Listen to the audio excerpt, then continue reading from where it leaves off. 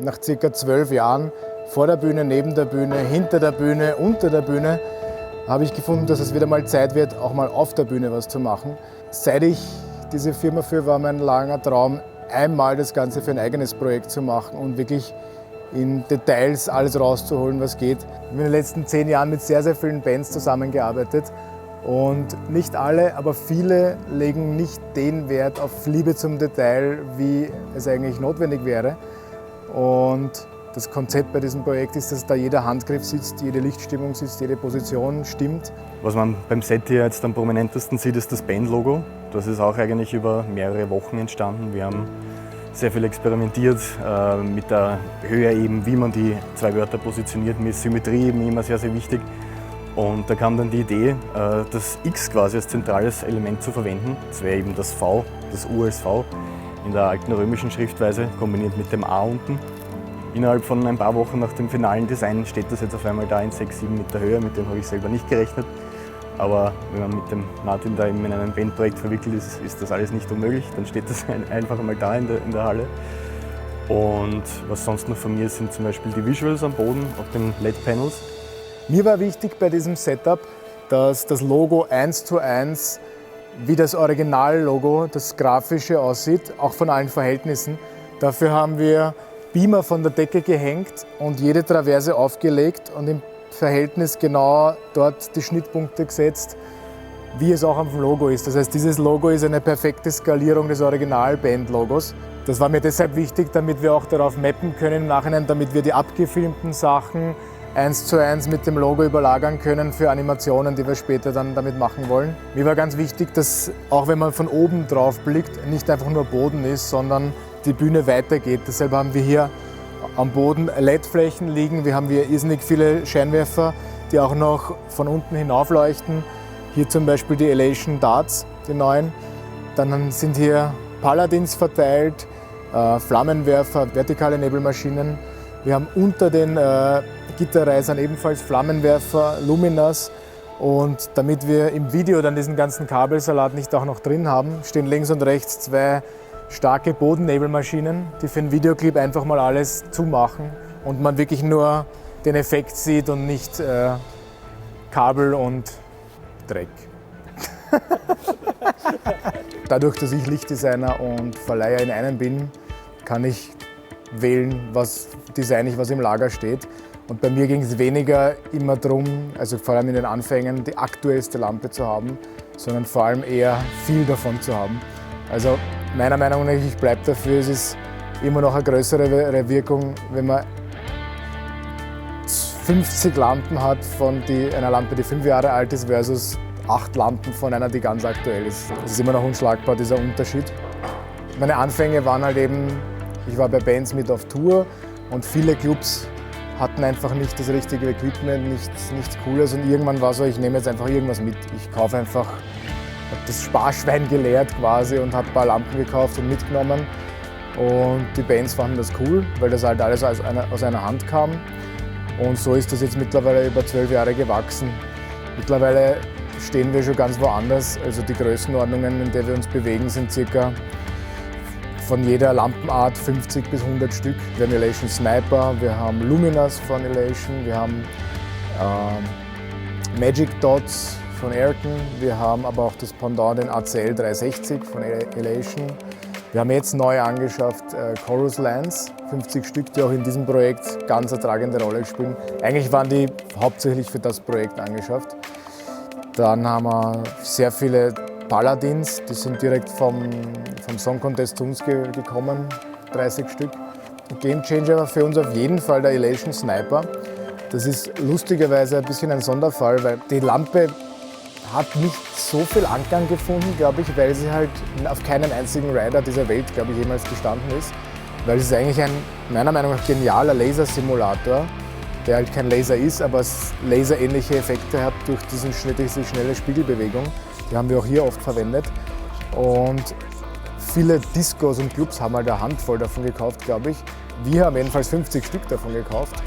Und das hat mir die Möglichkeit geboten, gerade auf großen Festivals und großen Shows durch die Menge einfach einen ganz neuen, noch nie dagewesenen Look zu schaffen.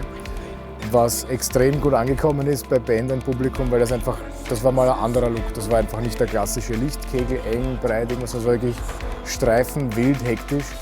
Und gerade bei unserem Fokus auf Metal-Bands zu großen Teilen war das genau das Richtige. Das war ein ziemlicher Gamechanger, diese Lampe eigentlich. Wir haben sie eingesetzt bei allen unseren Hauptbands, Creator, Heaven Shall Burn, Machine Head. Natürlich für Clubbings ist die Lampe auch sehr, sehr geil.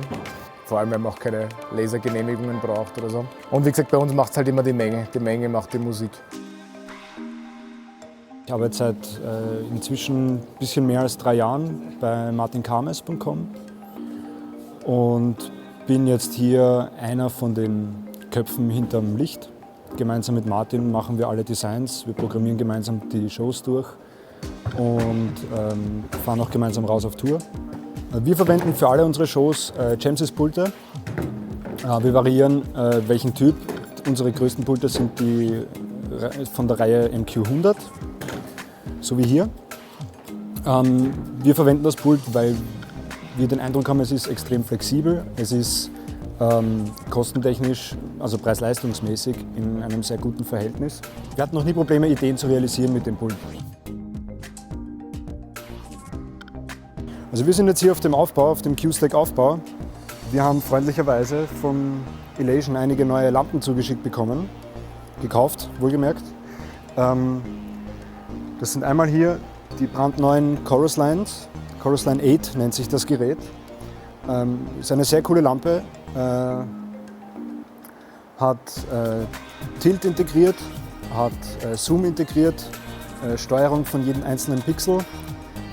Die Dinger sind wirklich hell, sehr schnell, sehr cool damit zu arbeiten. Man kann sehr coole Looks damit kreieren. Vor allem, weil der Zoom-Bereich sehr gut ist. Geht von 4 Grad eng bis 40 Grad weit. Damit kann man tolle Lichtvorhänge basteln, man kann das super als Waschlampe verwenden. Das ist wirklich sehr cool. Dann haben wir weiters hier unten den Elation Paladin, auch eine sehr neue Lampe von Elation, noch nicht lange am Markt. Das Ding ist so richtig hell, also man kann nicht reinschauen. Es hat Ähnlichkeit zu einem es hat Atomic-Charakter, kann man sagen.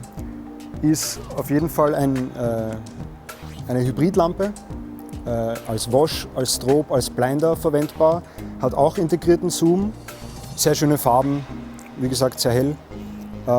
Weiters ist es IP65, das heißt auch outdoorfähig. Man kann es hinstellen, wo man will. Wir haben damit auch schon im Regen gespielt, funktioniert einwandfrei. Direkt daneben haben wir die Lumina Matrix, auch von Elation. Voll LED, das ganze Ding braucht auf Maximum 150 Watt und ist bretthell. Auch hier verbaut sind 36 Stück Elation Sniper 2R. Die Erstversion der Lampe ist eine etwas speziellere Lampe von der Bauart her, ist eigentlich ein Scanner in unglaublich schnell.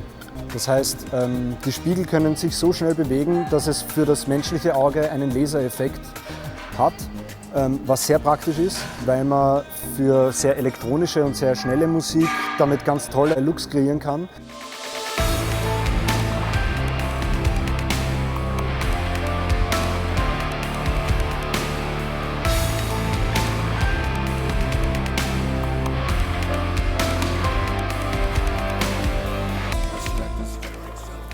Zu den Songs generell kann man, denke ich, noch sagen, dass sie sehr unterschiedlich sind. Das war mir sehr wichtig, dass man, wenn man schon so ein quasi recht neuartiges Experiment macht mit harter und elektronischer Musik, dass man versucht, möglichst viele verschiedene dynamische Stilistiken hervorzuheben. Wir haben quasi eine Ballade, kann man sagen. Also für uns ist es eine Ballade, für jemand anderen vielleicht nicht.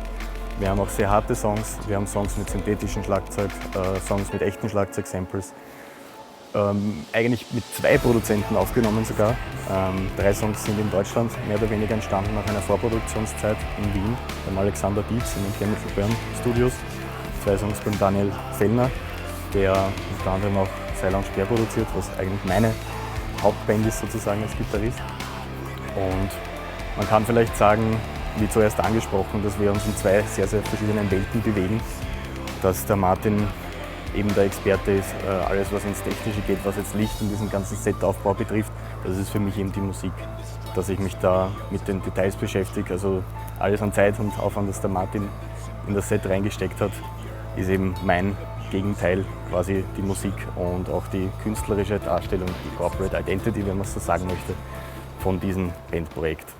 Es begann bei uns eigentlich auch sehr groß mit Spezialeffekten, weil jede Band, gerade in der Metal-Welt, will unbedingt toll und groß wirken auf der Bühne.